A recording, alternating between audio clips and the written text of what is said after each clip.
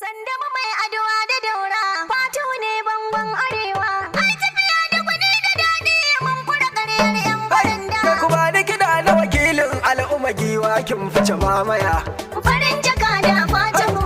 Daura Sandama mai addu'a kin fice kwarfa maliya. Na Sandama mai adowa da daura. Rafi na ga Abubakar ne yake waƙar ka da kafiya. Farin jaka da Fatimu. Yankin mu ko mun kan sani dan kuke ta gwagwarmaya.